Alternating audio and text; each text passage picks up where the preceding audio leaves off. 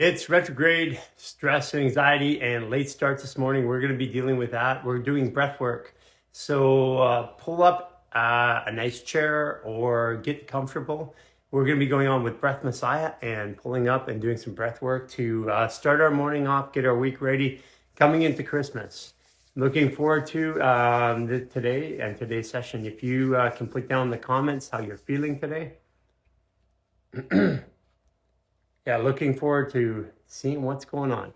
And we may have a few interruptions in internet. Our internet here in the mountains has decided to go down, and we've had a whole host of issues with retrograde, including menus go off of our websites, everything you can imagine. Okay, here we go, and Breath Messiah coming up live.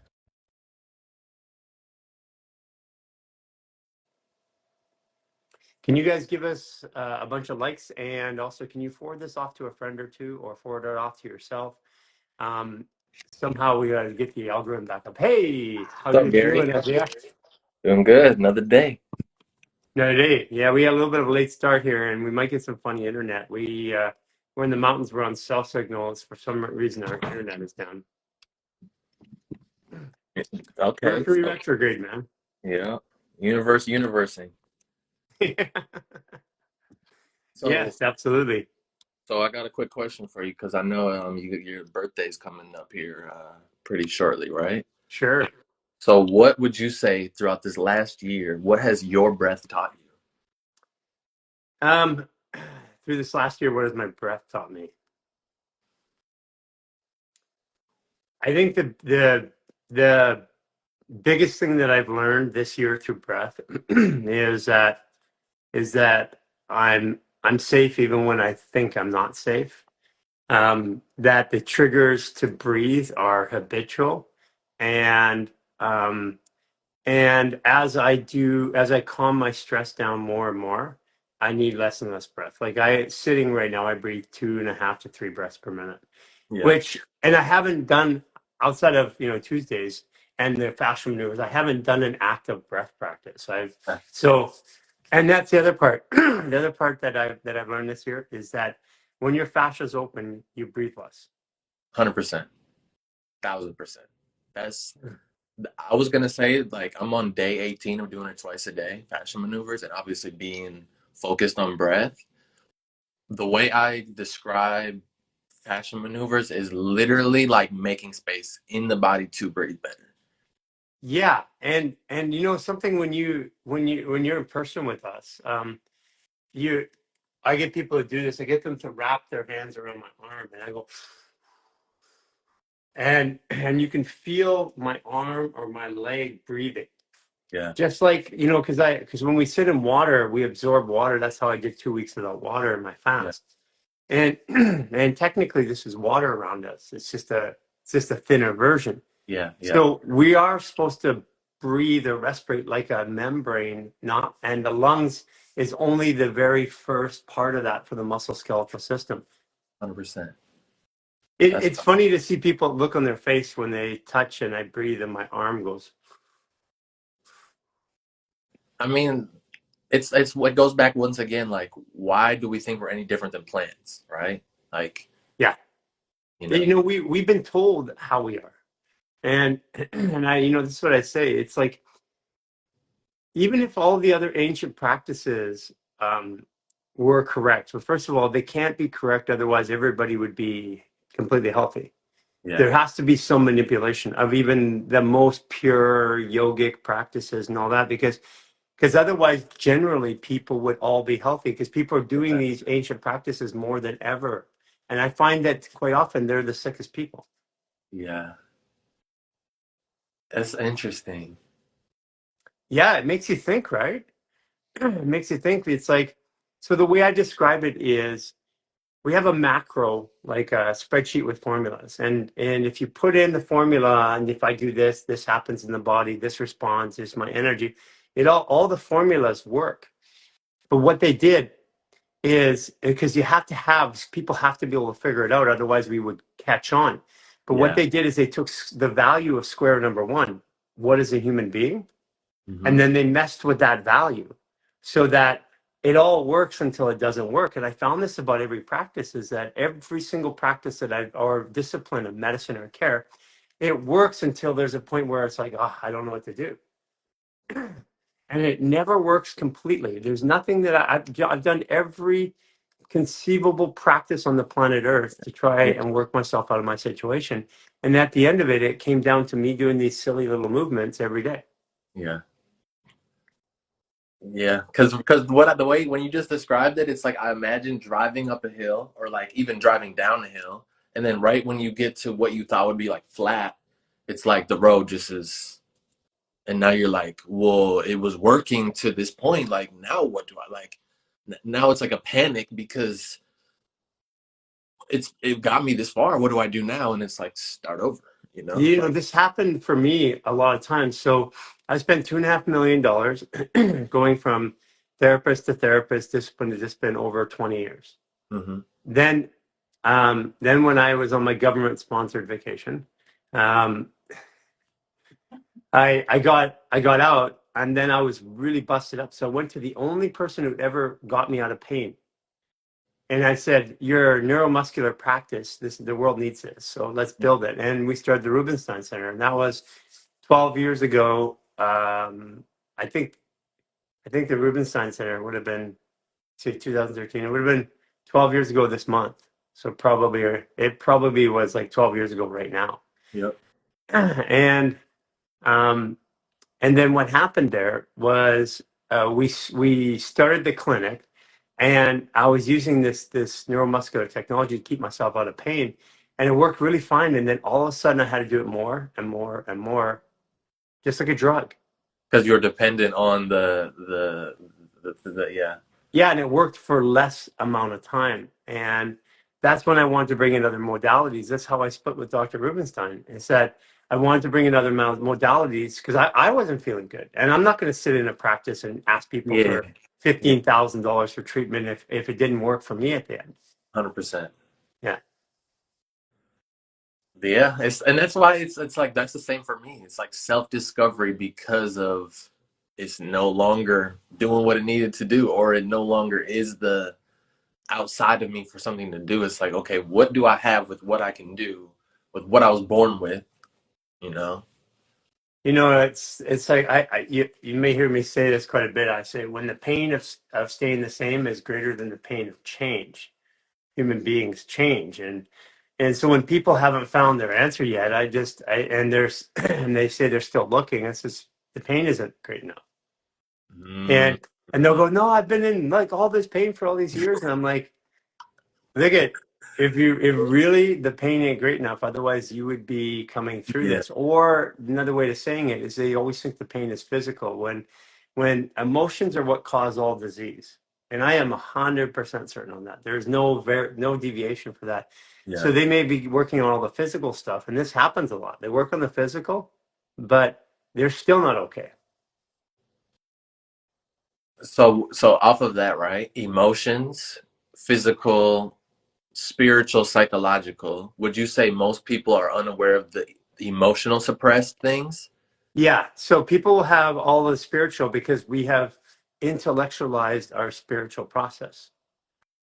We are a spirit. Yeah, We are photonic. We yeah. generate light. We are light beings by But we don't definition. know what that really means, though. We know it from an intellectual Right. knowing of words. So But here's something is that movement is life. And movement, the original movement is breath. mhm.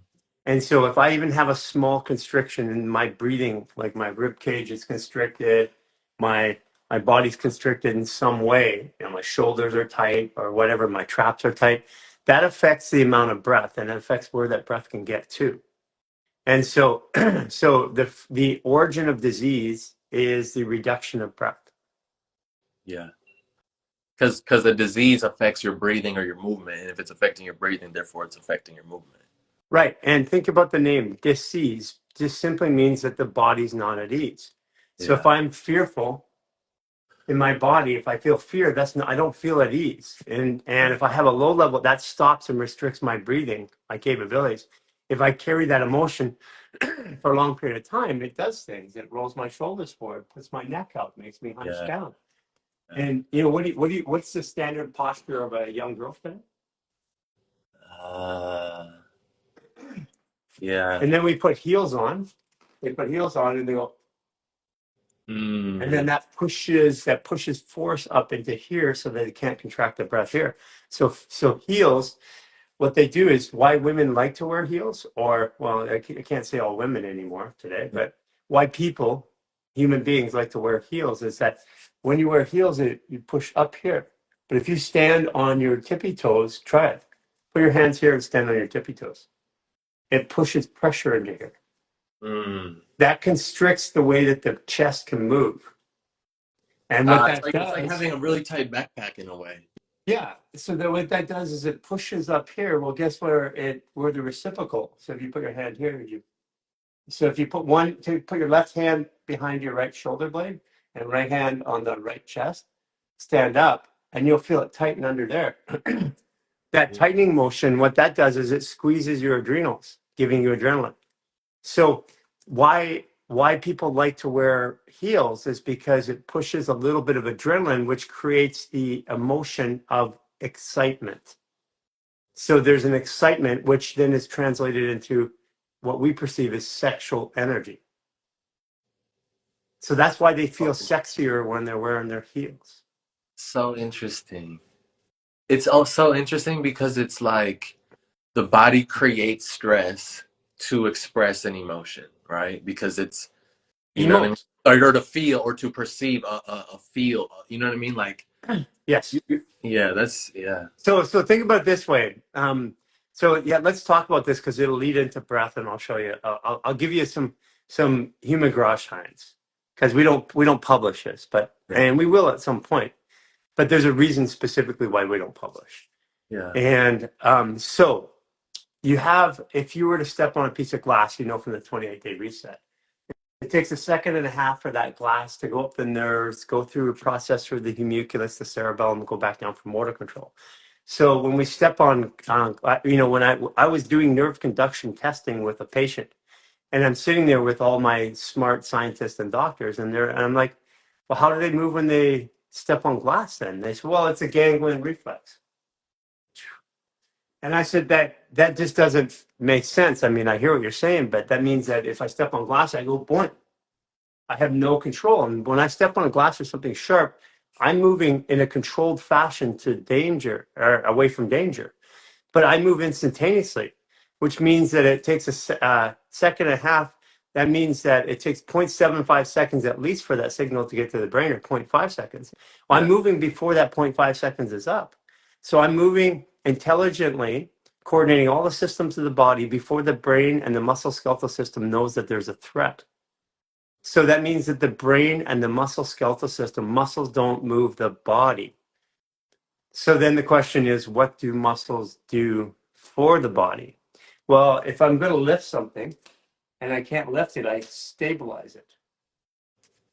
So muscles stabilize the movement of the body. So what moves the body? When I do this, I create pressure. Pressure changes the body, the pressurized body. Yeah. There's 2,000 pounds of pressure on our body, 14.7 pounds per square inch. That means that we're actually exerting 2,000 pounds of pressure up. It takes 50,000 pounds of force to tear fascia. It's the same as a piece of steel, because when someone rips a quad or a pec in a gym, it sounds like someone shot a gun on a quad. Yeah. Yeah. Bang, Yeah. right? It So literally, so you think about it, that means that we're moving that much force around inside of our body, and it's through a series of membranes or layers of pressure. So yeah. then so then think about this. So if the brain is not moving the body, the brain is then responding to the movement of the body to stabilize the body safely. If I put electricity on my muscle, like if I put TENS Yep. unit on here, it goes boom. And then I let it go, it goes boom. It doesn't go like this. It goes boom, involuntary jerking. So when I fire a signal to the muscle, it involuntarily jerks. Yep. But and that's why when we do yoga and we're like, Ah, it's the same it's thing that's involuntary happening. jerking. Now the Yeah. fascia is stable, is making the movement, but the muscle, if it's too tight, it's like tension trying to pull. Like this is your leg. The Yeah. fascia gets into a position, and it's like, oh, it's trying to hold, and that muscle's contracting, but it has only a violent contraction, so the fascia has to stabilize that movement. So then the question is, where does movement come from? So how do I get a signal before I move? I have to have an emotion called a desire. Yeah. So because I can have a thought like I want to get a drink, but if I don't have a desire to get a drink, I'm not going to do it. Yeah. So emotion, energy in motion, moves the body. So I have a stimulation. So I'm going to say it's from the field. I can't prove this part yet, Yeah. but the Yeah. field Yeah. says, "Hey, dummy, you stubby little human there, you're a little dehydrated. You need some water." And I go, "Oh, okay, what is that?" Oh, I got a stimulation. So that stimulation, poof, creates an emotion. What is it? Am I okay? Am I safe? Oh, I remember that one. That's a desire.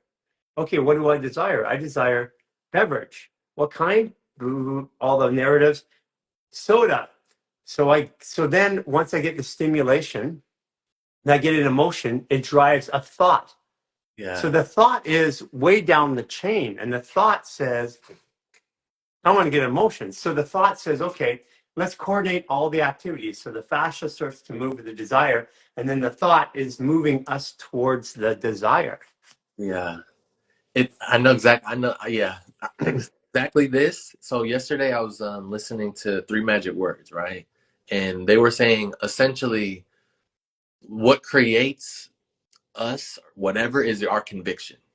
So our conviction to me is like, how confident are you moving with your breath, with your flow, with your ideas, with, you know what I mean? Like how can you live in a way that's like sturdy, right? If all these things are stabilizing you to create something, then what is your like, what is taking you on the path, and what is the attitude you have on the path? And that's life, you know? Yeah.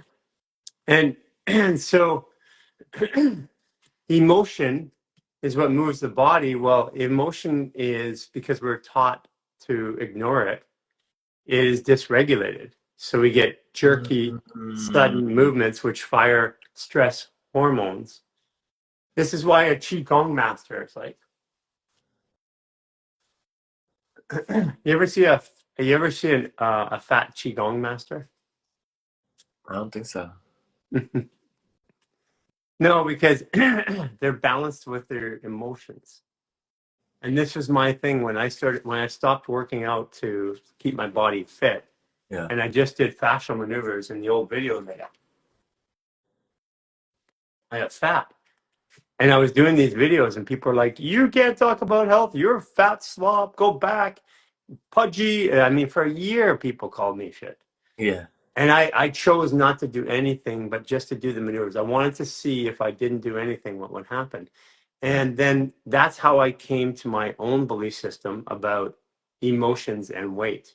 So Mm. so the thing is that we think that it's math, but it's calories in, calories out. I mean, we have lots of people that try to prove it, and I'm on the clinical side going, yeah, but what about all these cases that don't work? Well, it's their metabolism. Well, define metabolism for me. Like, Yeah. show Yeah. me how I can really measure it. Yeah. If you can't measure it, you can't manipulate it. Yeah, and so the idea is that I have water as a solvent.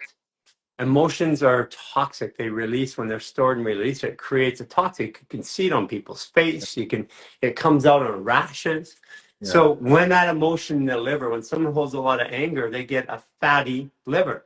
Like I get this all the time. Well, I don't drink alcohol. How do I have a non-fatty liver? My sister-in-law got a liver transplant. She doesn't drink alcohol. All that anger in the liver that hasn't been processed. Yeah, so the water goes around the emotion, the organ, and all that fascial tissue, all that webbing. The water and the tubulets sit there. If you want to watch it, fascia magnified 25 times, you see water moving through these little mesh tubes. So it pumps up, waiting for that emotion to release, and the emotion doesn't release there. That water stays there, waiting for it. If it stays there too long, eventually in that tissue, it gets brown or putrid. brown fat. If Yeah. it keeps staying there too Fresh. long, it gets white fat. And then the question of these smart scientists and athletes now, they're saying, what's the difference between, adipose fat and fat? Like they're asking these questions, and I'm saying there ain't no difference. It's all the same thing. It's water that's mixed with your collagen and everything that's stayed there, Yeah. waiting for that emotional release. And when you release it, when you have a big emotional release and everybody sweats, and then all this stuff comes out, and that's what the breath is doing. That's what we're going to do today. We're going to actually be moving emotions out of the body. And Yeah. here's another one too.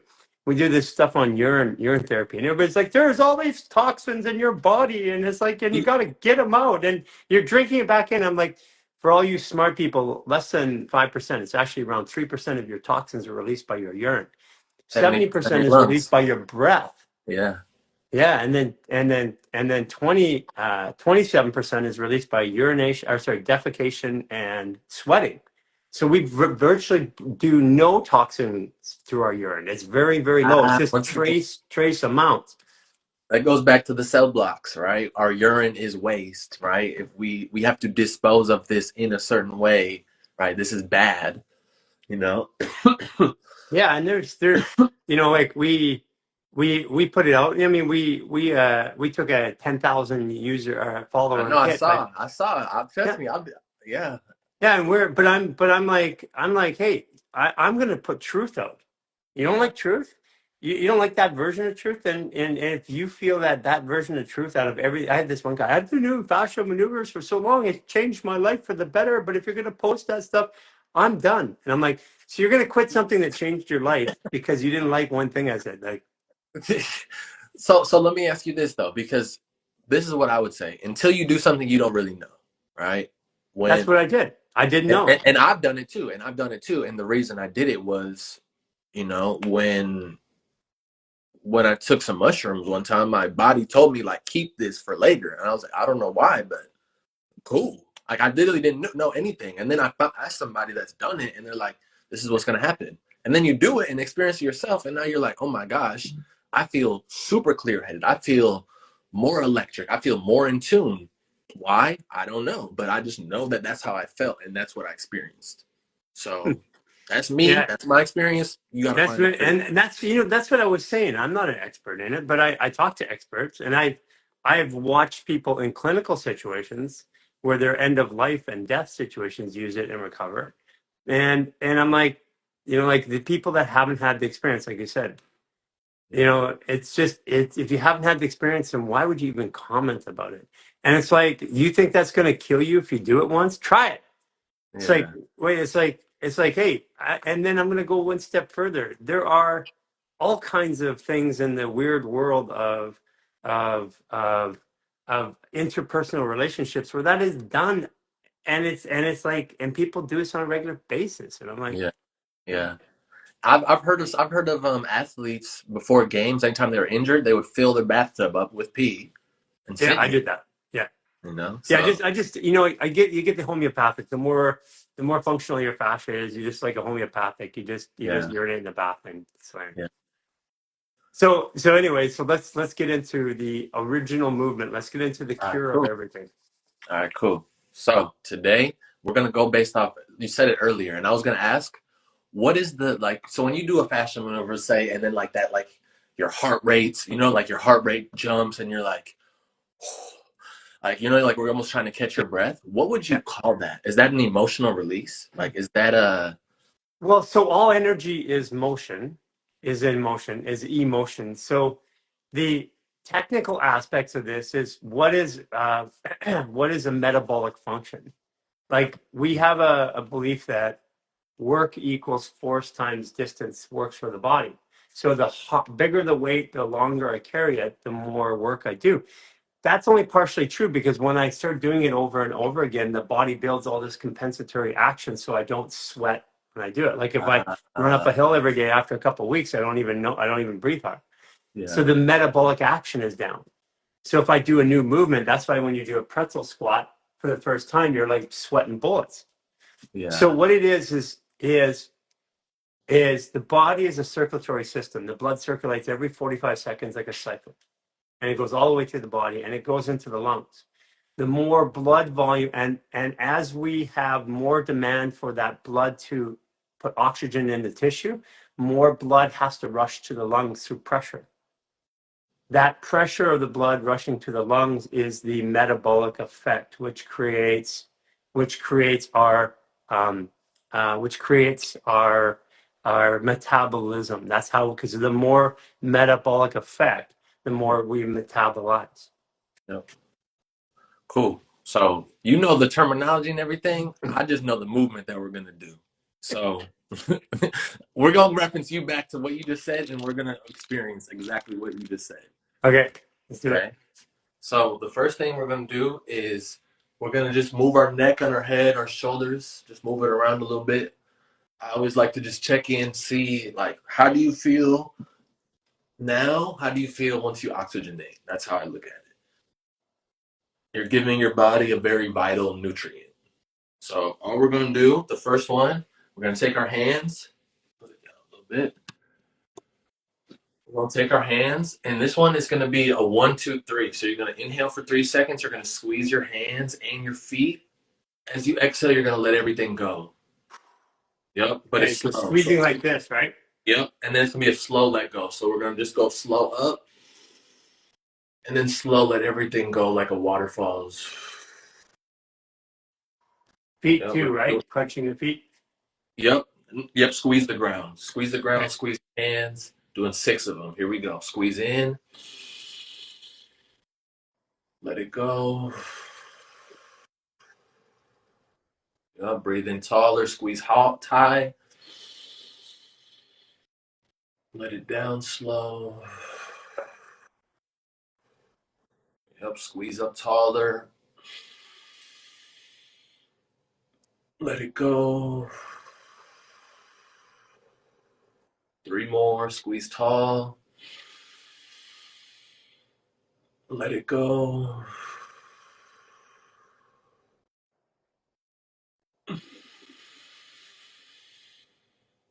Exhale it away. 1 more. And release. Now wiggle those toes, wiggle those fingers. Move your neck side to side.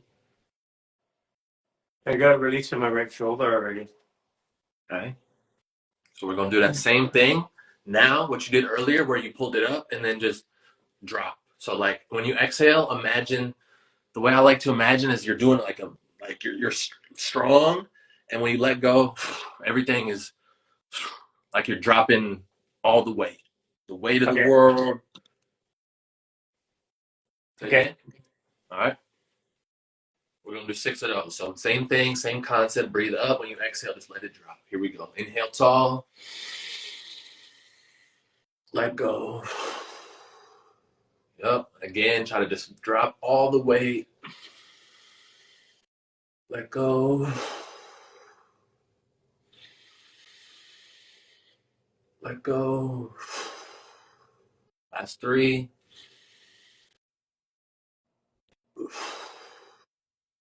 Two more. Last one. Let go. And shake it out a little bit. Move your neck, move your head. Come aware. It's so simple. And I feel it, the change. I said that last week too. Yeah. Okay, we'll do one more off of that. So that same thing we just did. Now instead of dropping, we're gonna inhale up and around. And when you exhale, try to the way I like to imagine is a turtle coming out of its shell. So imagine your body is here and you have to grow 3 inches taller and reach taller than your body knew it could. Okay, so inhale, pull those shoulders up, pull it back into that shoulder, that back, and then stand up taller. Good. Exhale it down into the floor. Good, just grow taller.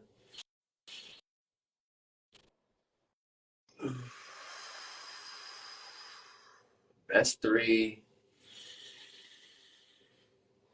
And blow it down. Last two, imagine a giraffe.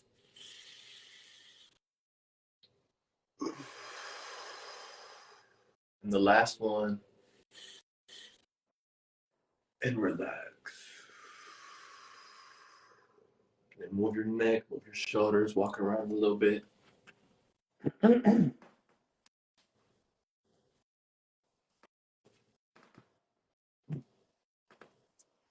Feel taller. Yeah, I feel taller. Okay.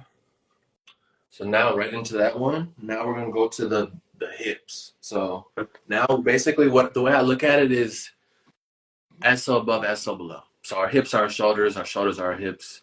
We gotta find everything in between. Our breath is the connection.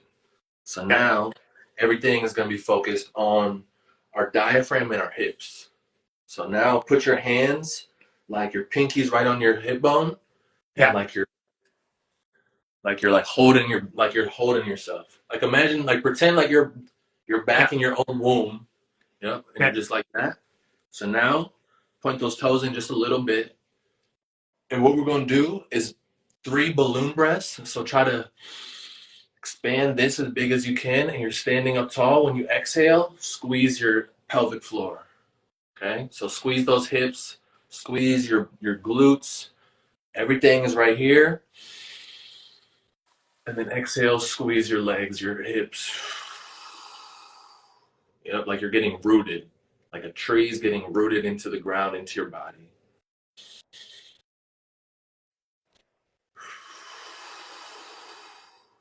Yep, every breath connect to your toes.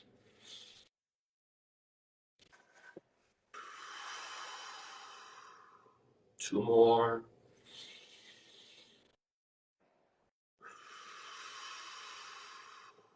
Last one, squeeze as you exhale.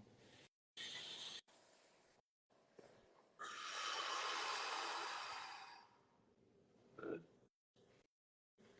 That's good. Okay. We got one more after this one, then we'll do a little short discussion. So this next one, that same concept. Now you're just gonna inhale, lift your toes off the floor. When you Okay. exhale, you're pushing all your way into the floor, into yourself, and squeezing, constricting your whole body, letting go after you So, inhale. so lifting the toes on the exhale. On inhale. So On inhale the up, inhale? Okay. And and then exhale, squeeze you're down. push. Yep. Like you're like imagine like inhale like this, like your body. When you exhale, you're pushing everything Okay, into the got floor. it. Okay. So the way I like it is a tree. You're spreading your when you exhale, you're getting grounded. You're getting rooted. Okay. Hands right on that diaphragm. Really spread wide through that belly.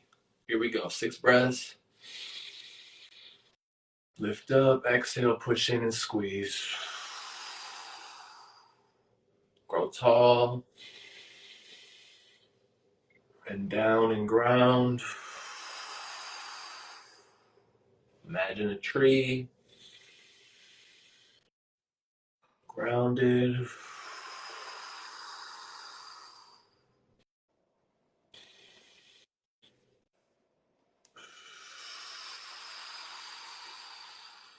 Two more.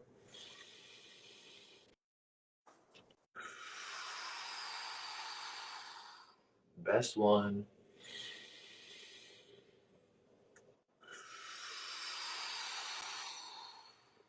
And shake it out, walk it off. Yeah, I could actually feel the right hip, which is slightly tendency to elevate and more contraction in the right side. And I Mm-hmm. notice it more now. Like I notice more of a pulling of the shoulder and a lifting of the hip rather than a pulling over.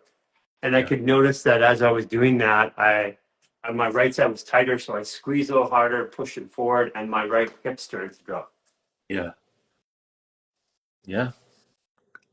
I mean, That's you so say all the easy. time, the That's it. body is That's designed to do what? The body has one design. And what is its design? To fix yeah. itself, to heal itself in the Feel right itself. Yeah. circumstance, right Oh man, environment. you know what? It blows me away because this is the second time we've done this, and the ease at which we're doing it, it's so simple.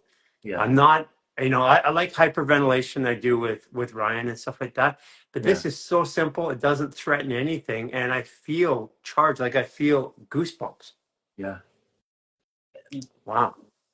The way I look at it, what I've understood more and more through human garage and all these things, the body is in stress. The body is under stress. How do you get the body out of stress? How do you get the body into restore mode? You know, Yeah. there's so many ways to do it.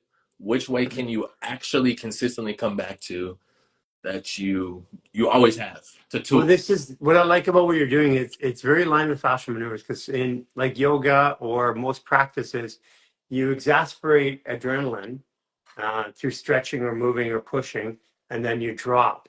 And that's Wim Hof and stuff like that. The challenge, it works, but the challenge of that is if you do it over and over and over again, you're pushing your adrenaline buttons and your body fatigues out. It Yeah, creates long-term issues. But this is without creating any stress in the body, you're actually dropping, which is a fascial maneuver. That's what it does. yeah, 100%. So, so we'll do three more of them, and then we'll just finish out with that. So this next one, um, when we inhale, I just want us to stand tall. Like imagine so everything I do I like imaginary things so I can see. So imagine a soldier and you're just connected with your team. Whatever that means, whatever that looks like for you. So is that now in this life, in the past life, whatever, you're just gonna stand with both hands over your heart. You're gonna stand up as tall as you can. Just 3 breaths. We're gonna do 3 through our nose, then 3 through our mouth. And every breath, just stand up taller, connecting to your own heart. Here we go. 3 breaths. Inhale through your nose. Blow it all the way out. 2 more, even bigger. All the way out. Last one. And release. 3 through your mouth. Release. Bigger. Release. That's one. Release. Next one, we're going to reach tall and wide like a star. You can move your feet wide too, so you really take up space. 3 breaths through our nose, 3 breaths through our mouth. Every exhale, tell your body release. Here we go. Inhale through your nose. Release. Bigger star. Release. Bigger star. Release. 3 through our mouth.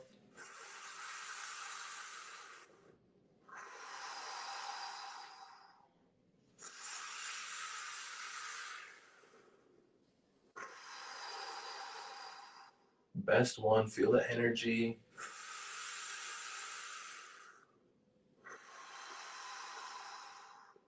Last one. Hands on our hips. Stand tall just like that first one. Now you're just grounded and rooted in all your strength. 3 through your nose, 3 through the mouth. Here we go. Through the nose.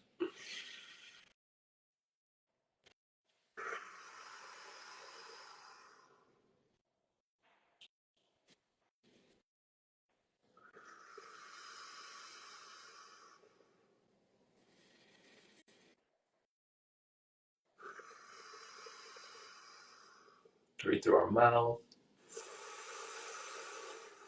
Release.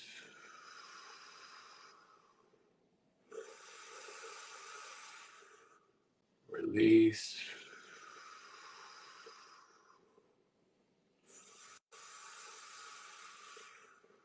And release. And then before you end, give yourself a hug. Tag yourself on the back. Tell yourself, great job. Good job. Good job, Gary. That's it. Wow. It is. I mean, I'm still shocked how simple, how easy, and how rewarding the practice is. Do you Yeah. do this every day? A form of it. So it's kind of normally what I do is 20 minutes human garage, and then I do this because now it's like I literally feel like I'm like discovering what I don't know, right? Because now I've unpeeled layers, traumas, whatever emotions, and now it's about learning my body, like learning my body and learning what gets the body to be upright in alignment so the body efficiently breathes. Have you ever done these ones? Nuh-uh. I mean, not in a while. Here, yeah.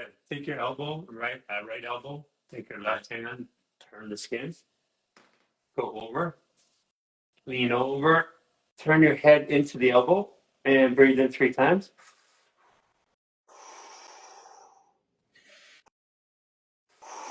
Then take your right foot, step behind, and lean over more.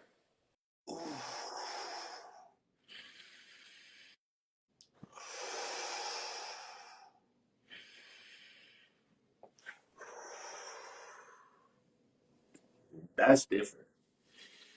Yeah, so That's upper body. That's upper body reset. yeah, it's in I no, it's in the barefoot sprinter routine number 2. It's on our website. And let's do the other side.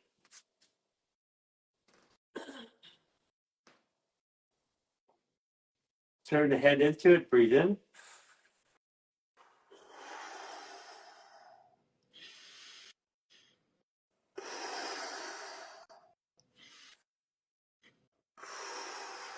Left foot behind.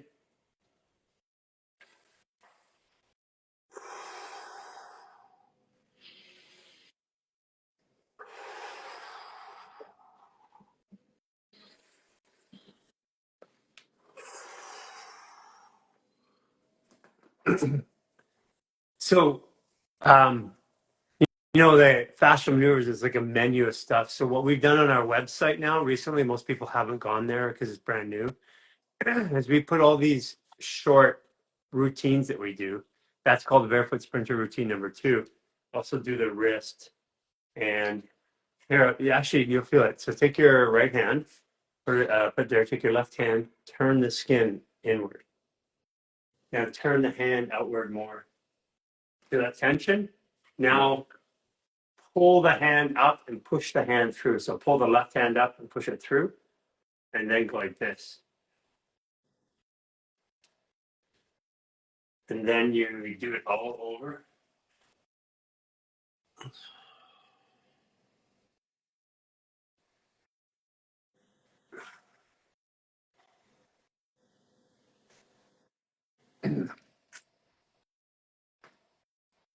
Now, interesting enough, take a breath and see, check right and left side. Right side's easier. It's a lot easier. It's like I So literally feel remember, like it's like you put a electric glove on. That's how I literally like. remember what I was saying earlier about the body's pressurized, and when you touch Yeah, my body, when I breathe, you'll feel it expand, and you can touch my finger, and you can feel a slight expansion in my finger or my hand when I breathe, because the yeah. fascia is loose, so I have like a balloon. Let's do the other side though. Left hand, torque, turn, and then pull and push the hand through. And I even move my fingers together sometimes like this.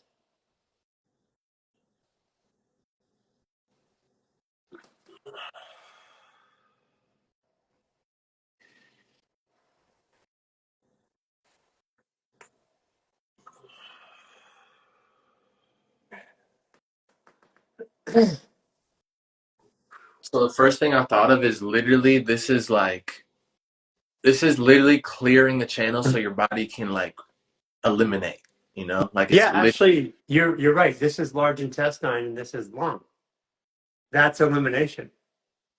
Yeah, that's how I felt. That's what I literally feel like. That's literally it's for grief, Yeah, and that's elimination. And you can do it. Let's do one more. Take your arm like this. Take your right arm, check it out. Take your left hand, grab the skin, rotate it around the femur, so turning outwards. Now Put it at your side. Pull the skin down and pull your shoulder up. And then move. Keep pulling that shoulder up.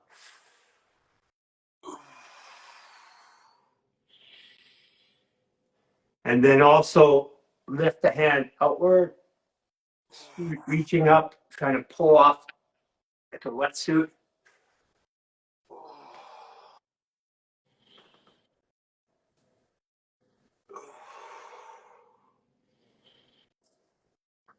Wow, I did some stuff on the weekend and now I'm feeling it kick in like I literally feel like I'm doing psilocybin right now. I love this so much because literally now this is literally what happens to me. That just happened. Now my body and brain are saying, how do I recreate that exact feeling or experience with very low effort? You know what I mean? Exactly. By Like adding that's literally what's breath. happening to me as So I'm when like, you oh, constrict your fascia, yeah, so let's do the other side. So when you constrict your fascia, just like that, turn the hand inward, just breathe.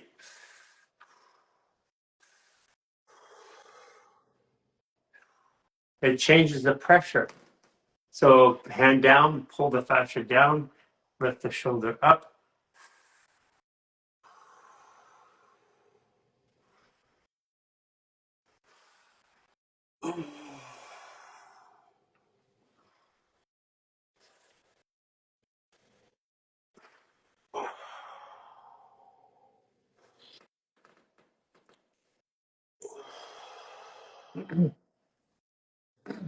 incredible.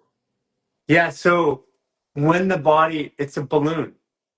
Yeah, And so if I squeeze part of this balloon and I breathe, the pressure has to go somewhere else. It's like an yeah, air mattress, right? And we just don't think of our body that way. We see the body as fascia dominant movement, pressurization. So like when the fascia stabilizes, all those little mesh things that carry water, they're like tubes and they go and they pressurize, they go boop, boop, boop, boop, boop, and they pressurize up in milliseconds with water. You can see it on fascia magnified 25 times. You can actually see it happen. yeah, And and that happens, and then all the tissue, the muscle tissue, the nerves and all that move through that webbing of fascia. That's why when our fascia gets dehydrated, it contracts on a muscle or on a nerve. That's why dehydration is the enemy of the body. yeah, yeah. That was powerful. Yeah, so now you can play around a little bit more and just it's what we're doing is we're gonna have diagrams and videos and stuff like that that start to explain this so people can conceptualize it. But part of the reason why we didn't release a lot of the science on this is because people would dive into the science without the experience. Yeah, And if they do that, they're going to miss it. They're going to do the same thing that they did with fascial maneuvers, that they did with yoga or yeah, with qigong or whatever. yeah, They're going to get in and intellectualize the practice. So what we just did is here, do it. yeah. What would you say? How have you been able to navigate the experience more than and then adding right the supporting cast instead of saying this is information, this is science, this is you know what I mean? Like Yeah, because it's you've been. done I a mean, great job at that. we You've done a we great spent job. about that. I mean, especially up front. Up front, people are like, There's no science on this. There's no science on this." And I'm like, "You guys, science is the testing and trying of things. I'm not going to let other people like. I'm not going to let people taste the food and tell me, oh, that's good. That tastes good. This one tastes good. I'm going to go taste it myself. Yeah, That's what science is. It's like, here, let me taste the food. I'm going to tell you all about it, so you don't have to taste it yourself." And I'm like, "That's not science. That is then completely the opposite of science." So what we call science today through the peer review, peer review is a like contest. How many people like you? Has nothing to do with it. Has nothing to do with truth. Nothing. yeah, And you see this because you have new science coming up right now, which contradicts eons of belief systems. And then people are going, yeah, like when there's more peer reviews, then I'll test it. I'm like, you're gonna let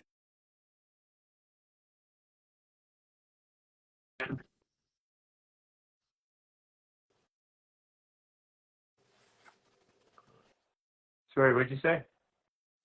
I said people wait for the credible university to come out with a study for them to Yeah. deem something as, yeah. Yeah, it's like it's such a bizarre because we've got a culture that says this is the right way to do it, but human beings are designed to experience because your experience eating or doing something is going to be different than mine. Science is in the reporting and the observation and reporting of that experience, and if there's a difference, to explain why. So yeah. Well, yeah, you can't put experience into one size fits all. One person has this experience when they do this, another person has this, but we're gonna say, well, this is what we want to say, so we'll say that. Because And it's even like the even other part about it too is we all have completely different genetic patterns. So if I impose mm, something on my body, by default, it has to activate. I have twins, identical twins, that I've yeah, done experiments with over the last decade and change. yeah, And one thing that was bothering me is like why when I have identical twins, I apply the same treatment and I have different results. And it's just the way it is. It's like, I'm like, no, if it's exactly the same biology and yeah, genetics, then it has to act the same. If it doesn't act the same, then you need to explain why it's not acting the same. And this is where I was at with my doctors and my scientists. And I'm like, you can't just say, well, that's the way it is. So what I found is that the way that we process twins, they still have a unique experience. They see things from different angles. So one sees an action on their parents from the front and perceives a threat. The other one saw it as an action and perceived the helping, but they didn't communicate to each other. So one thought there was a threat, one thought there was a help. Well, that changes my experience, the way I act later on.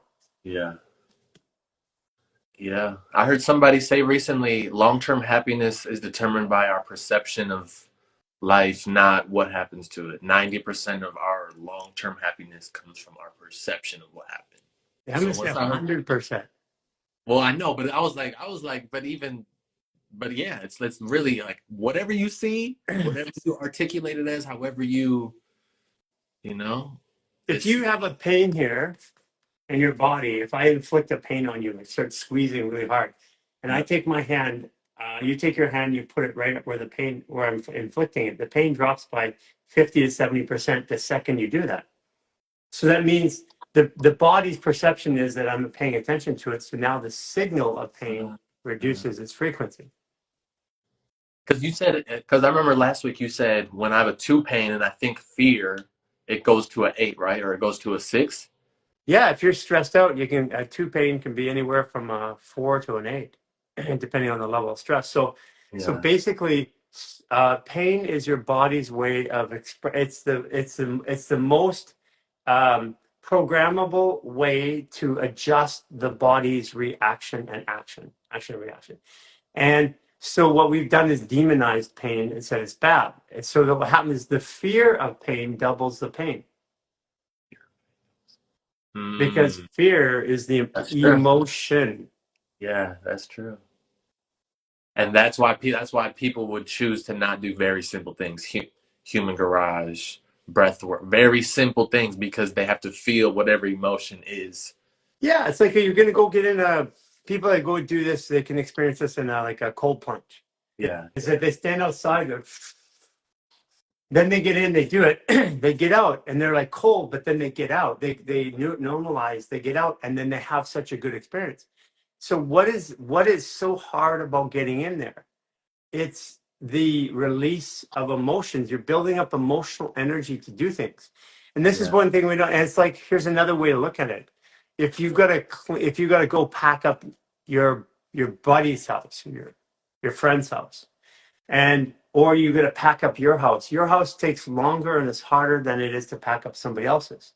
Why? Because everything that you touch emotion. has some sort of memory and emotion attached to Yeah, it. that's true. I experienced this once. It's I wasn't feeling well and I had to move. It was a corporate move though. So in other words, the movers are coming in, packing everything up and unpacking it. And so I was so stressed out. I just got up in the morning and says, I can't move. I'm not going to move today. and the movers were already there. And I'm like, oh shit. So anyways, so I was waiting for this big, long, exhaustive thing. 2 hours, they had packed up the entire house, 3 bedrooms, and you're like 10 guys or whatever. And then boom, moved it over, and 3 hours unpacked it all. And I'm like, that was super painless.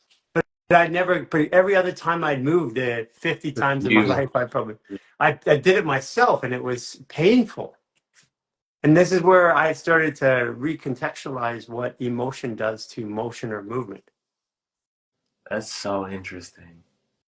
I bet a lot of people like literally don't want to move because of what you just said. Like That's why they it's don't want to move. Yeah, yeah, it's like the pain of, like, what do I do with this item? My dad gave it to me. Yeah, but it's been sitting there for like 9 years. You've never touched it. yeah, So give up all your possessions and follow me, and you too shall find the kingdom. Well, at first I started giving up all my material possessions. Like I only have some shirts and shorts now. I don't own anything. yeah, And I thought that was the journey, but what it was at first, it was the emotions that were attached to why I bought it, when I had it, what I did in it. But then after that was all gone, my possessions were all my beliefs about things like safety and money and relationships. And and it just keeps going deeper, deeper, and deeper. yeah. The I'm at the possession. end of that journey. I feel like I don't I don't have too many things in my life right now. Like like some of the social things, like some some guy at 71 years old was talking about Peyronie's disease. I'll tell you one today. And that's when it's a curvature of the penis and they can't get an erection, right? And it's kind of painful, and he's 71 years old. And can you imagine that? It's like what that does to your psyche, right? The amount of care that went into asking that question, and the amount of care within my organization that handled that question to get to me, and then the emotions that were associated with it, which is unbelievable. And I'm like, here's a man who's healthy in every other way, 71 years old, and he really has to ask a question and he doesn't get the right answers. He's trying to get an answer. And I see this, especially, women have this even worse than men because of Yeah, all if I have a disease or discomfort, I'm ashamed to talk about yeah. It's so interesting. It's interesting because it's true, and it's like even if it's like where's the space where people can be authentic? Where is the space where you can really share true authenticity? You know? it. Here, Exactly. we're creating that space. And we get everything from social and mental disorders to physical things, and we don't always have an answer, but Yeah. what we have is the compassion to hear the question Yeah. without going, Yeah. Oh, yeah, yeah. yeah. Well, I appreciate you, Gary, and whole Human Garage team. It's been an honor and a blessing to share my gift with, all these beautiful people and just Human Garage. Like it's so simple. This is every time I come on here, I really want people to know I had 2 hip surgeries. This completely transformed my life in a way that I know I could. Hmm. It took me from it's gonna be a rough one. I'm 19 years old. This is gonna be long life to I'm good. We're gonna make this an amazing life. That was the start of like uncovering traumas, suppressed emotions, all these things that made me realize I can. So breath work has been quadrupled 10x, like thousand. I wouldn't even want to say what number because it really, this is the phrase that I've been saying, make space for greatness. I Doing love fashion that. maneuvers, doing breath work is making space within my body, within my spirit, within this existence to be greater. I love that. Thank you for saying that.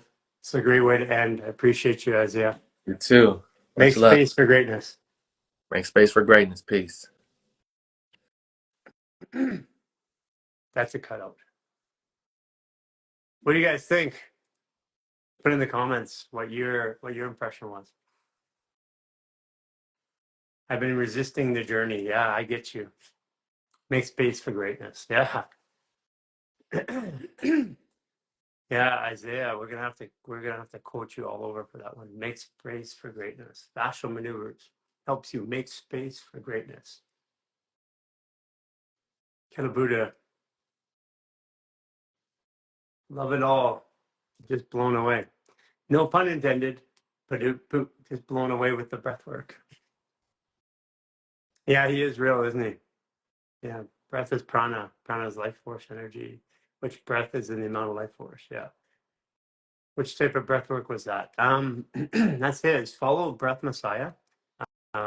Hey, Isaiah, can you put a comment in this section here? I'll put it in there too. Yeah.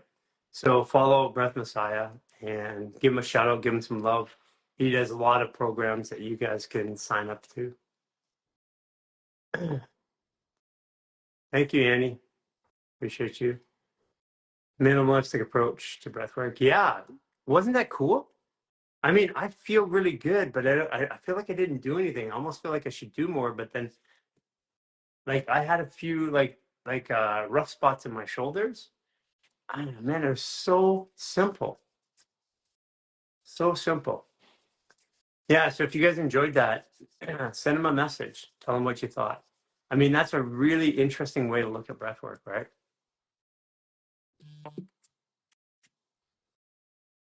Isaiah, very powerful name. Ruby Jean. 15 minutes till Rowena. Okay. Breath work was simple but powerful, yes. Ruby Jean. Hi, Gary. Hi, how are you doing? I'm doing fantastic.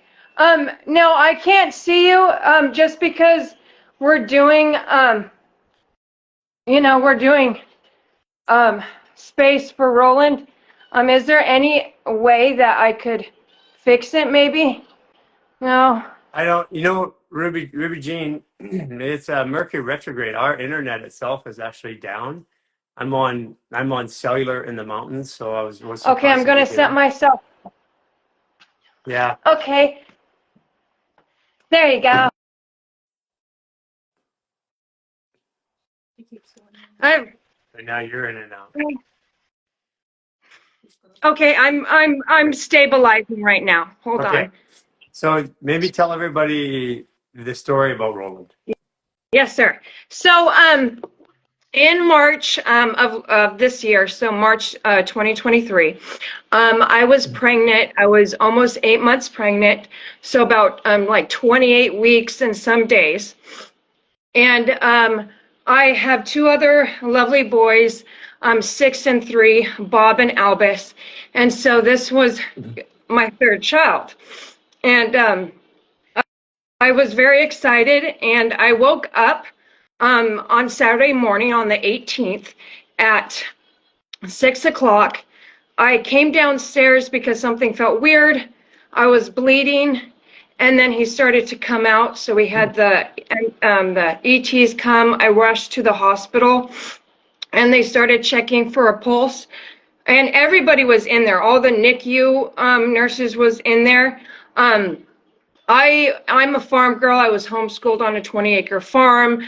We had goats, so I was basically like Heidi out with the goats. I've birthed many animals. I've even my horse had a stillborn actually one time, so I had to reach in there, grab it. So I felt that feeling when I was in the hospital room, and they checked a second time for the pulse. And the nurses are like, okay, we're going to try a third time, there's number 3, a third time to just double check, and he was gone. So I had to sit there and, let him, go through the process, and I had him at like 1 o'clock.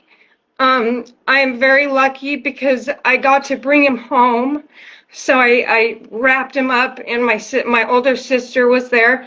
Her husband's birthday is your birthday, Gary. Whoa. 21st of December. So wrapped him up, And we brought him home, and we saved him until in May, and then we buried him. My husband dug the hole. He found a huge rock in where he was digging, and he got to carve out his name and put the date. So I'm lucky enough that I can go there and see him. But I am a 12-degree Gemini sun. My moon is Aquarius, 19-degree Aquarius, and then I'm a 23 ascending Cancer. So as Aquarius, it's really hard emotions. I didn't realize, but I was holding it in. I haven't really cried, and I haven't bought him anything, or really focused on that. And so now I was detoxing. I just had a very major detox, and things are opening up. My chest, and finally on Saturday, I bought him this little stocking, and I realized that I can mourn.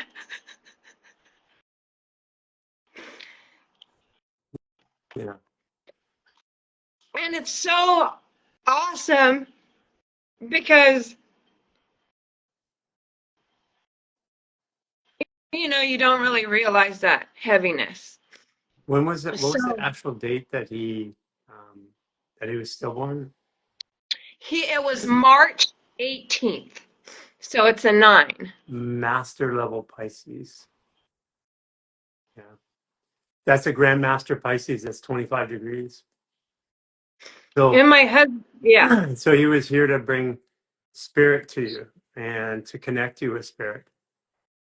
And you're a Sagittarius Gemini, and you're a Gemini Cancer in your rising. So you're all about teaching, thinking of both sides, teaching and helping community. And I can feel it right now. I can feel it in your throat. I think it feels like you want to talk to Roland. I know. Well, it's hard because what's frustrating is my husband is he's a Leo, Pisces, Gemini. Sorry, he's a Leo sun, a Gemini moon, and then a Pisces rising. He doesn't want to have a third child. I finally had my third child, and he died.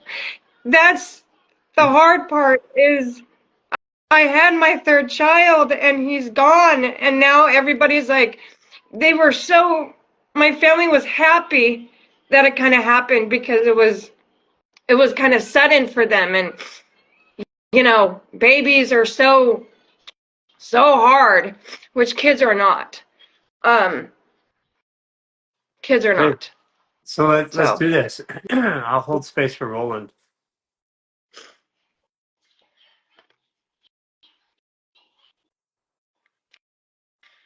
dear Roland, my baby boy, I don't know why you left me.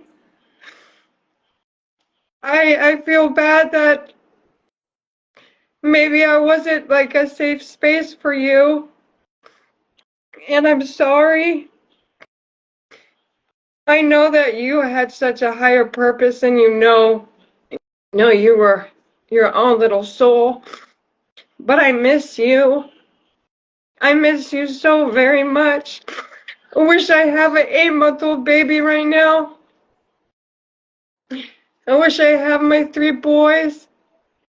And I do, but I miss you so much.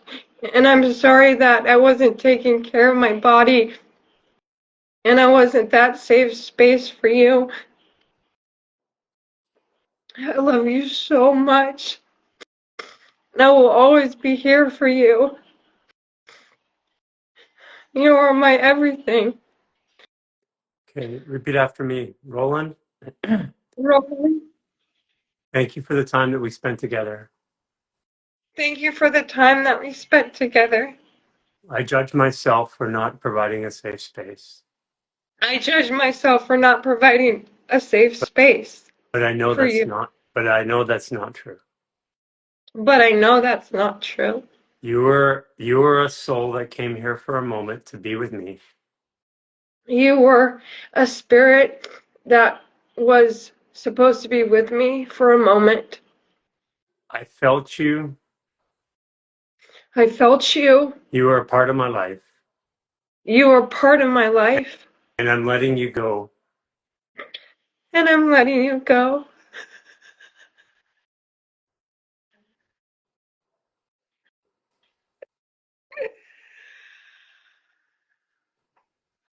You're helping me. You're helping me feel emotion that I wasn't able to express. You're helping me feel the emotions that I cannot express or don't know how to express and learning how to express. This experience is teaching me so much. This experience is teaching me so much. I'm I'm learning to love myself more learning to love myself more by expressing what I couldn't express before. by expressing what I couldn't express before. You're always a part of me. You're always a part of me. Thank you. Thank you.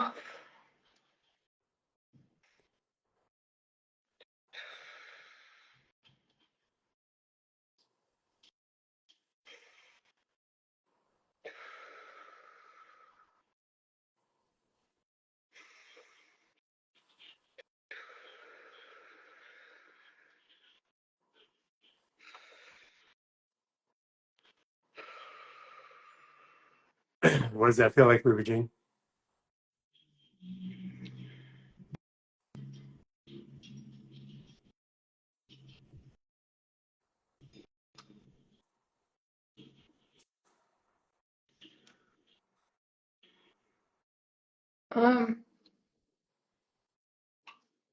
I don't have thoughts in my head.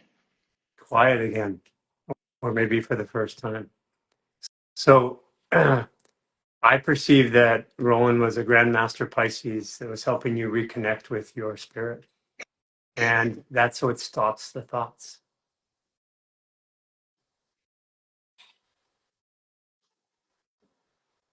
Thank you. It's bizarre that you couldn't see me today, but it's the only person that you need to look at today is you. Well, and it's the voice. I mean, like I had dreams about you, I thought that we were supposed to set up a Zoom call and I couldn't make it. For some reason, like There I you couldn't meet. go. Look at the only person you see on this call is you, because that's the only person that's in this lesson. Sometimes I don't see myself.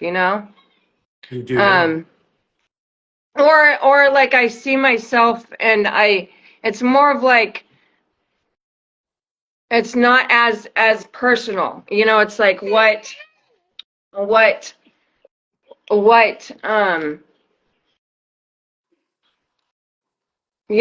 what can I be for others? Um, not necessarily what I can be for myself. I think that Um, changes today. oh yeah.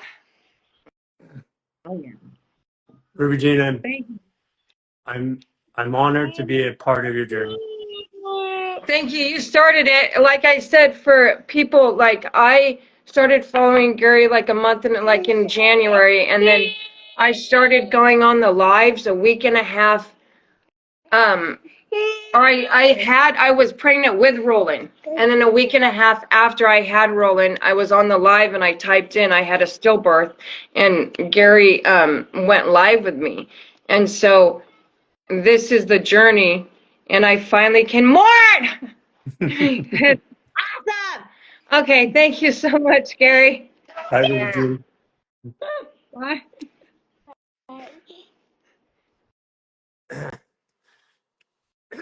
Wow.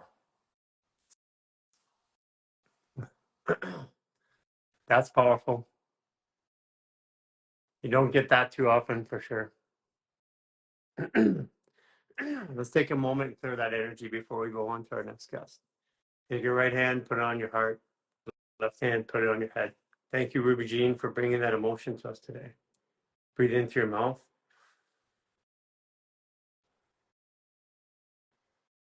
2,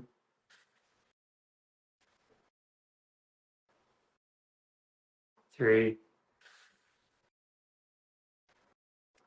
Repeat after me. Sometimes seeing myself as painful. I'm removing the pain from seeing myself. Breathe in through your nose.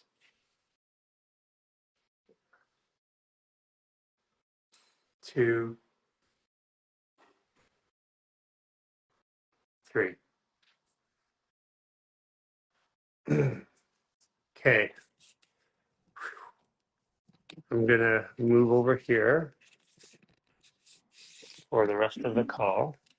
Only one of the lights over. And we have a special guest. Look at the Christmas tree. By the way, that's what it looks like.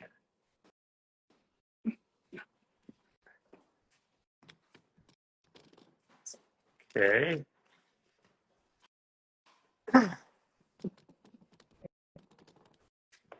Here we go.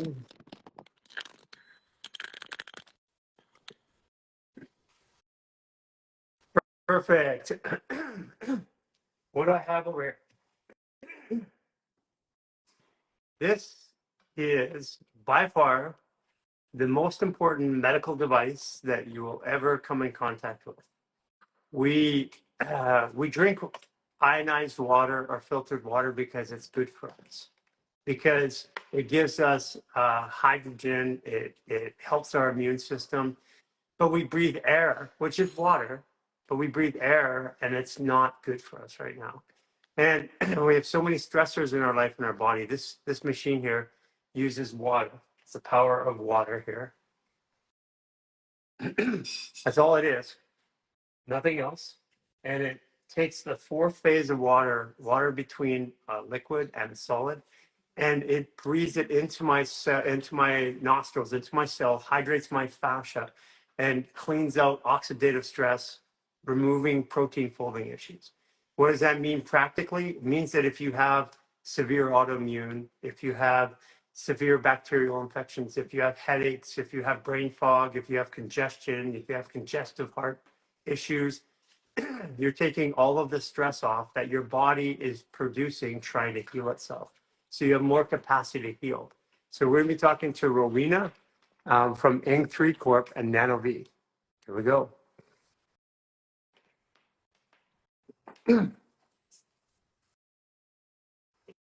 Got it on here. Hey, Rowena. Hello. Hi there. How are you? I'm doing good. How are you doing? That's good. Looks like you're in my hometown. You're up in Vancouver still. I am.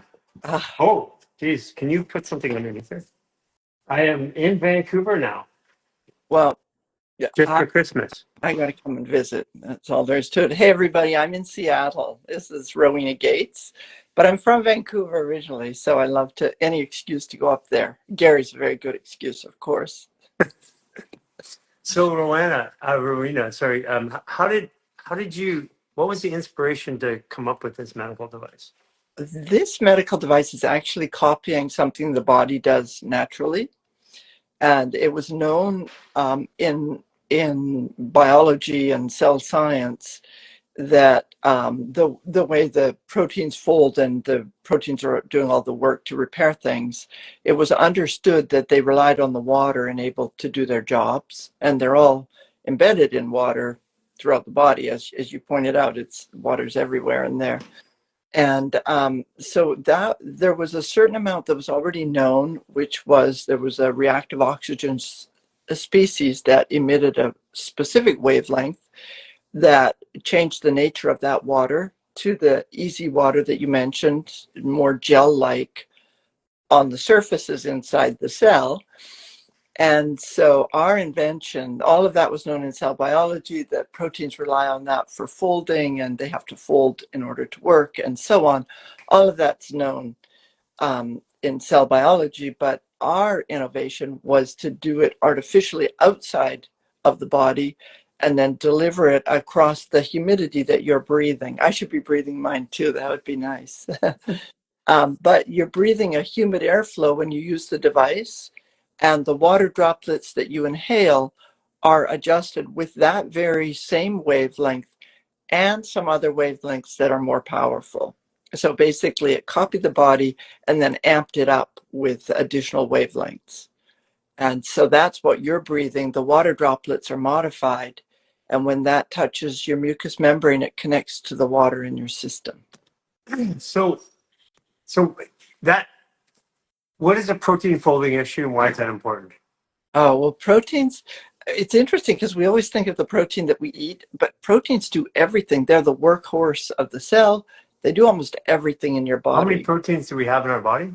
I'd have to do the math.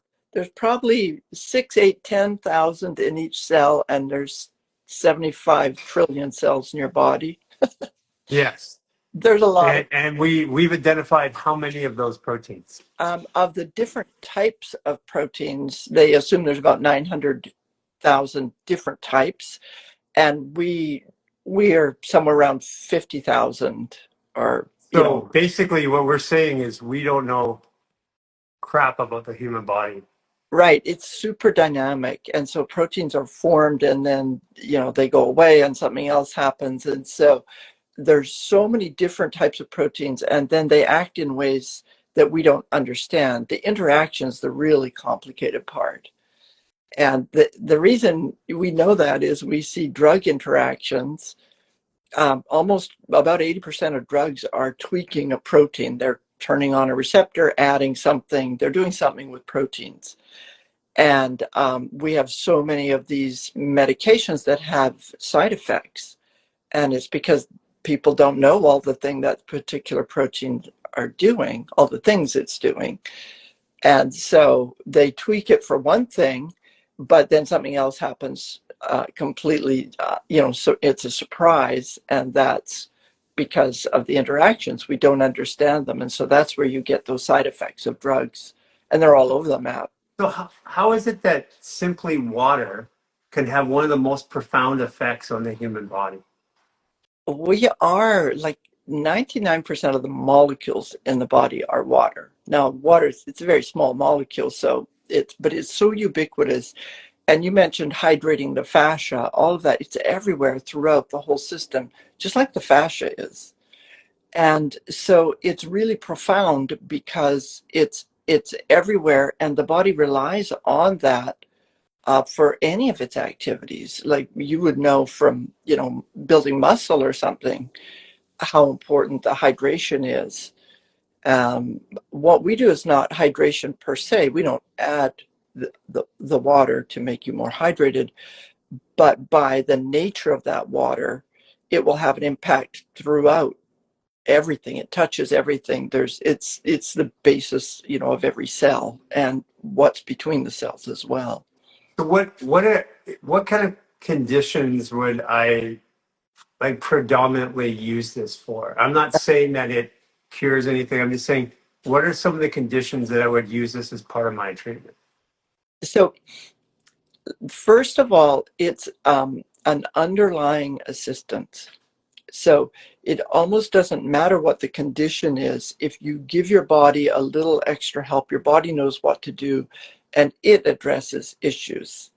So all of the chronic illnesses are ones that people use it for because they need a lot of help, and very specifically, they need free oxidative stress damage and free radical damage to be addressed. It's always, all the chronic diseases are related to having too much damage and not enough repair.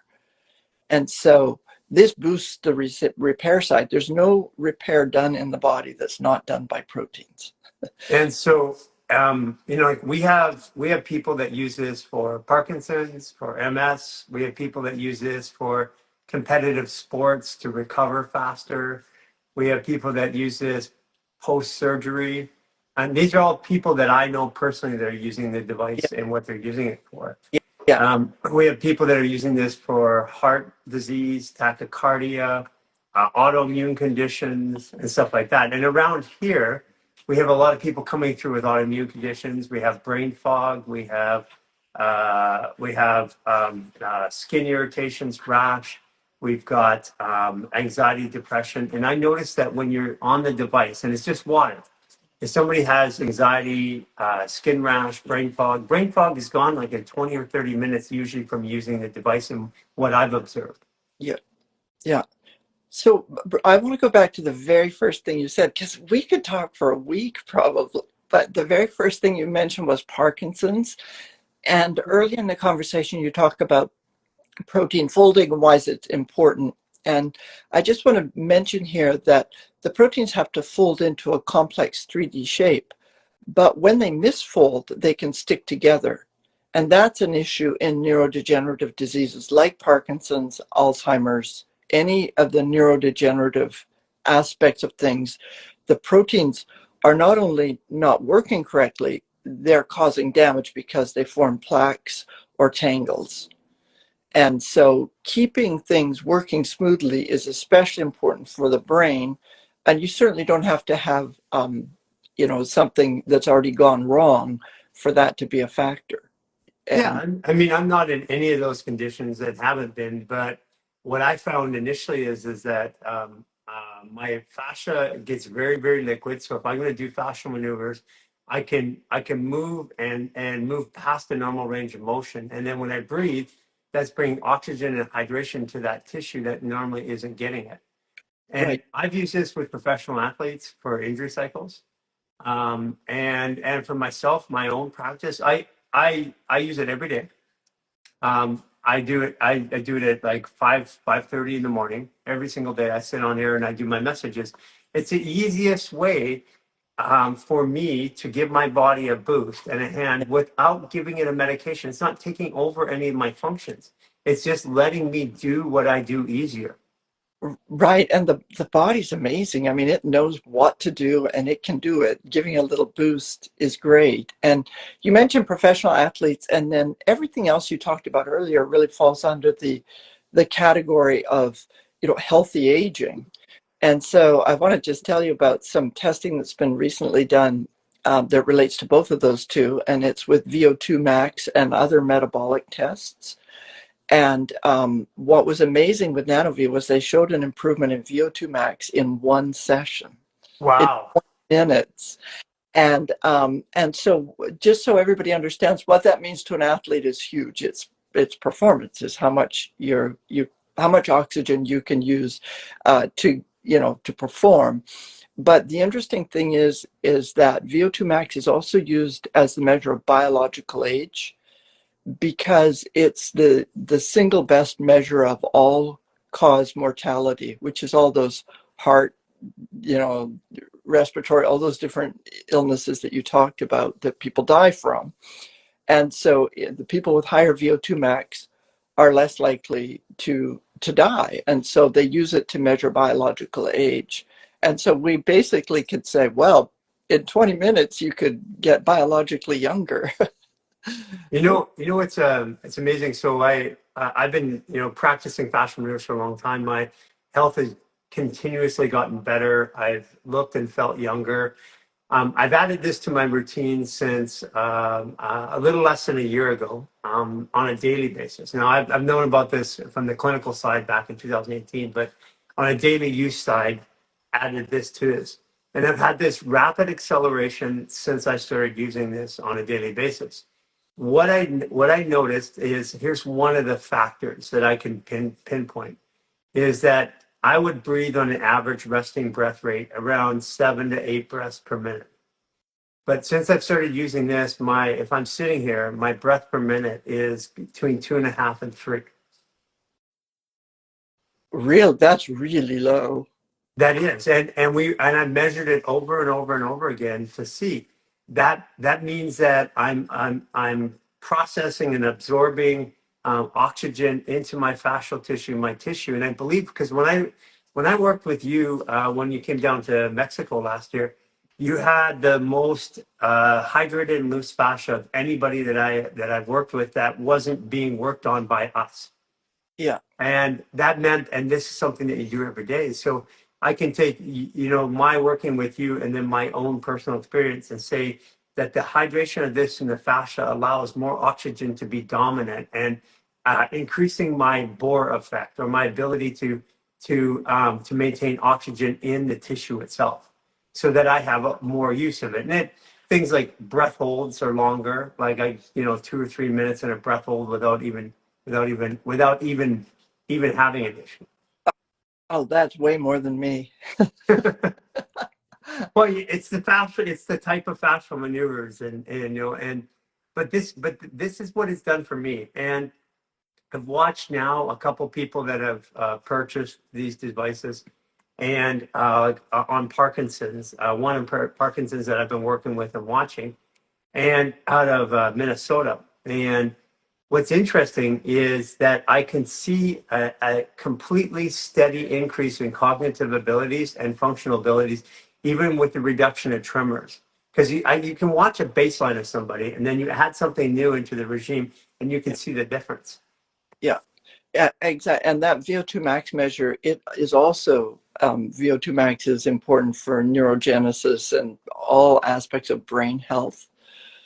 But I can see where the fascial maneuvers, for Parkinson's in particular, would just be profound, because you can overcome the brain where the brain's got patterns that are not functional. That can be overcome, and so you might still have it, but you don't act like you have it because your brain's found a way around. And Since fashion.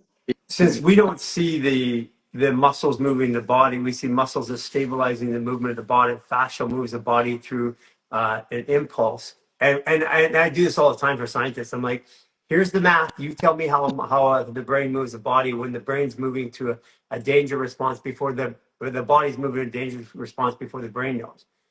So that being said, things like Parkinson's is, if fascia is moving the body and the muscle stabilizing, the muscle is shaking, but the fascia is trying to get a signal through. That's the way I see it.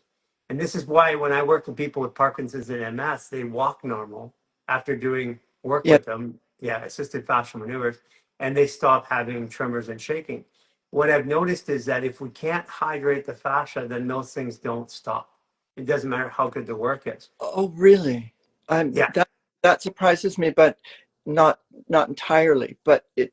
Well, imagine this is a muscle, okay? If I constrict it right here, or fascia, if I constrict the fascia right here, and then I lift, I'm restricted. Now I have to use more energy to get there. Right. And it's like stabilizing a muscle. So if I take this away, then I don't use that energy. I'm not pulling, the muscle's not trying to stabilize me. This is how we see the body. This is how we explain it. This is how we work with professional athletes. Consequently, every one of our Olympic athletes has a medal. Every And there's a reason for that. what? Every one of our Olympic athletes has a medal. And there's a Wow. reason for that. And so when we look at it this way, this is where, we are going to push our science, sometime towards the end of next year. But what's funny enough is that we have so much results now that it's not a matter of whether it works. It's science now gets the opportunity to explain why it works. Correct. And I completely agree. And I think that it's so important, that so often the fact that it does work is well ahead of the science. And actually, we were like that. We'd already done the testing to show that our device did work, and we knew mostly why it worked. But Gerald Pollack, who's here in Seattle, was that last little piece of the water science of why it works. And it's very common that part of the science is catching up. So now this is not, we've got two different versions of this. This is the commercial version. It's about 14,000 and change dollars in US dollars, but there's also a smaller version, right? That can be. Yes, there's an $8,500 device, and the difference is that this one's twice as powerful. It's interesting that a lot of home users will buy the more powerful one because they get twice the benefit in the same amount of time. And I want to emphasize to people the reason why this device, every component in this is specially made. That's why it's not something that you can go buy components off the shelf and just manufacture somewhere else and get it cheaper. So, and what I see this is, I know a lot of people have the ability to individually buy this, but we have a lot of medical professionals and doctors' offices, and I believe personally that every doctor's office should have this because or every treatment office should have this because if I'm doing body work on you, and I do it, if I'm doing body work and I do a treatment on you, then by default, that treatment goes faster. So instead of spending 90 minutes doing a treatment, I'm only spending, literally, I'm only spending 60 minutes to process the same type of treatment. Yeah, yeah, and that's what And I'm finding in Human Garage down in LA when I first met you.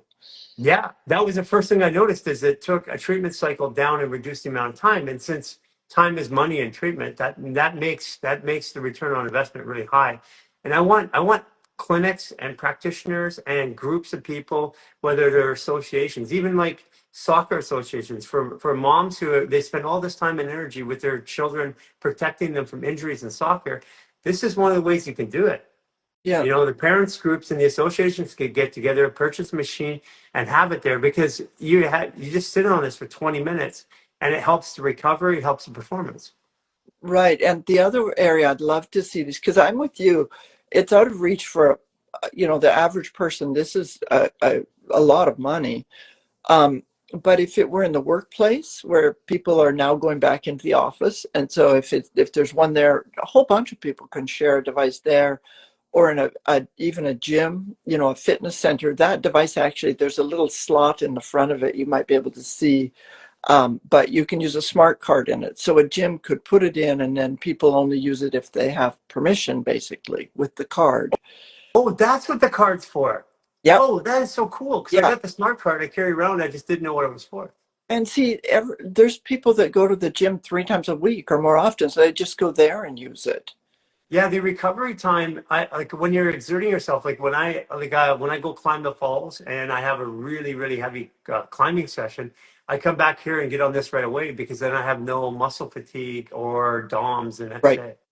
That and DOMS is interesting. That's a very, very much a protein folding thing that I won't get into. But basically, when you exert yourself, your body goes into high production of proteins. If they don't get folded, it's a health issue. It can cause real problems, like I mentioned with the plaques and so on. And so your body goes into what's called an unfolded protein response, and it goes into overdrive resources to get these proteins folded so they're not a problem. And that's why you feel so tired later, because you've hijacked all your energy into this folding response to keep you healthy. And so with DOMS, you end up feeling like, oh man, I'm just dragging, for days sometimes So because it's interesting because, all muscles, bones, tissues, organs are made in fascia. We're born in fascia. We're grown in a ball of fascia. So fascia goes through the muscle, around the muscle. It means it's actually not a coating. So we don't even call it DOMS. We call it DOFS, delayed onset fascial soreness, because muscles don't get sore. Muscles contract. This is a whole new world that we're, and this is why fascial maneuvers is working. It's a new way of addressing the body. And what this is doing is on a high end helping me hydrate my fascia so that I have more functional movement, less restriction. I get more oxygen into the tissue. The protein folding issues are gone away, so my body recovers faster, and it affects every disease and function in my body. This is why I use it every day. I love it. I love it that you appreciate this device so deeply, Garry, because you're not a big device guy overall. I don't believe in devices anymore. I've used every device known to mankind, and they all work until they don't work. And devices take away the body's natural ability to create an action. But this is this is like water. It's somebody challenged me. They wanted me when my face swelled up, and I used this device with the biooptimizers and the power curve. And somebody was saying you've got to use this tachyon machine, this laser machine. And I said, no, I don't use device. And they said, well, you use this. And I said, I said, you're crossing a boundary there. I said, I drink purified and hydrogenated water because the water is polluted. I also take this because the air I breathe around me is polluted right now. And it doesn't matter where I live. I'm in polluted air. If I lived by a waterfall every day, I wouldn't have this issue. But we don't live in that environment this day. This is actually taking that pollution out of my water and giving me better water to put into my body. That's the only thing it does. And by doing that, it's not taking away a function from the body. It's just giving the body a hand. Yes, it's just a boost. And it might not be that big a boost, really. It's enough for the body to take over and do good things. So, yeah. Rowena, I appreciate you so much. This is like cutting edge science. The world will figure this out. And it is figuring this out. I mean, you guys are all over the place right now, but the world will really figure this out soon.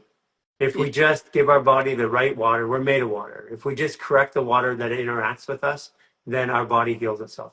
The body can, it's unlimited what the body can repair and regenerate. So anybody out there who could help us get this more widely spread and accessible to people that don't have, a chunk of money to drop down, and so it can be shared, put out there in community. I love the idea of community health. Any ideas, any thoughts, let me know, because that's... Yeah, I'm sure they can reach out to you at Ing3. Yeah, eng3.com, or I'm rowena.gates@eng3.com. Okay, and I want, there's a lot of people watching. This is my promotion. This is what I'm telling people to do, because we have clusters of people all over the world right now that are doing fascial maneuvers in groups and creating their own community centers. And it's even sometimes at a person's place. And you get 20 people to kick in and buy a machine. It doesn't cost a lot of money, but the impactful benefit of this is immeasurable. And I'm encouraging people who are in groups who are doing fascial maneuvers, I encourage you to get together, purchase a machine, lease a machine, do whatever. You guys can provide leasing, or you have leasing companies you work with? Yeah, it's a financing company, actually, so the person owns it at the end. Perfect. Yeah, that's much better. We don't want to have to negotiate the value at the end of 3 years or something. But yeah, and the big device is about $450 a month, in that range. If it's financed for 3 years, then they own it outright. Yeah, I think it's a worthwhile investment for anybody who's in a group. And what you're seeing right now is we have fascial maneuver groups starting around the world. So I'm literally telling them to go get a machine. So you're going to see a lot of people pick up machines here for that purpose. And we have these in our centers. We're gonna get another one so we can put it down in Cancun, and I travel with it, which has been funny. I mean, I look like a terrorist walking through with a bomb sometimes, and they look at it, and I just go, can't breathe. I can't speak the language. Oh, okay. Yeah, I put this on. Yeah, that's great. Yeah, it has a case that protects it. You can put it in the hold of an airplane or carry on. Yeah, I don't put it in the hold of an airplane. It's just too expensive. Yeah. And I don't want to not have it. It's the one piece of luggage I wouldn't want lost. Correct. Yeah, I agree there. So yeah, that's great. Well, it's so good to see you. I want to come and see you live. I'll figure that out if you're around for a few weeks. You're around for a couple of weeks. Let me know. We'll talk. Oh, that'd be awesome. Okay. So bye, Rowena. And Rowena, your links are on our website too. Yes. Oh, wonderful. You can get to. Okay. Thank you. Bye-bye. Great to see Bye-bye.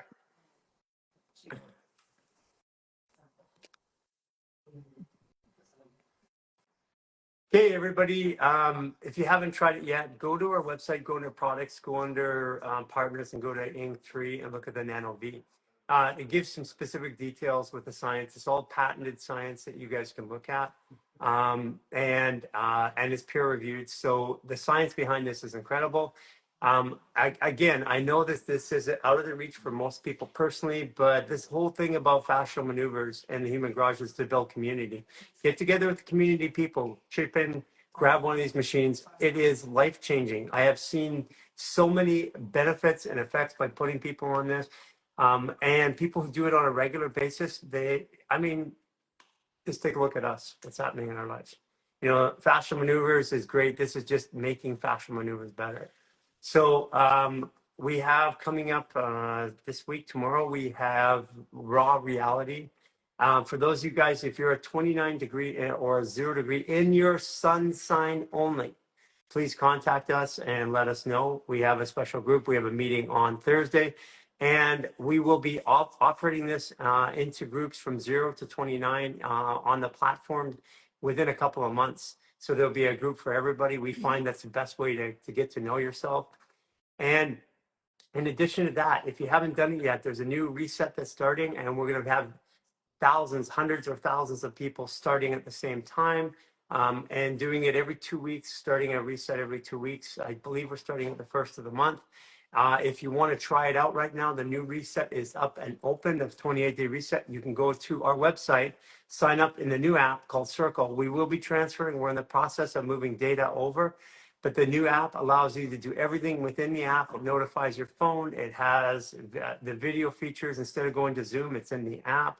Allows you to connect with people. It's so much easier to use and so much more functional. The new reset also is shortened down. So instead of 1 hour, 1.5 hour videos, there are segments cut out where you're looking at 15 or 20 minutes worth of the content we want you to see, with new movements and new classes that are up there. And the classes are taught differently each time so that you get a different experience, and there's different ways of expressing these classes. So go check it out if you haven't done it yet. Go to our website, sign up for the new app under Circle, and we'll see you guys tomorrow. No live on Christmas Day? No live on Christmas Day. We will be doing it on this 26th right after. For you Canadians, it's Boxing Day, or unboxing or reboxing day. Depends on what kind of gifts you got. Chris Kadowski's on the 27th. And on the 27th, we got the nutrition program starting. It's a free introductory program. Go to our website, sign up right now. Again, it's a free introductory program. It's on our website. It's a nutrition program. If you're a beginner or you're advanced, it's going to be taking you through the range of nutrition from the way that we see it. This is different. If you are a nutritionist, you are going to learn stuff that you have never learned before, I promise you. If you're brand new, you're going to be able to keep and follow along with this. This leads up to a 12-week course that starts in January. And if you are a nutritionist or you're not a nutritionist, by the end of this, you're going to be super informed on how nutrition works, how supplementation works. December 31st, fascial maneuvers class, New Year's Eve day. New Year's Eve day, fascial maneuvers class, December 31st. Again, go sign up on our website. Take care, everybody. See you tomorrow.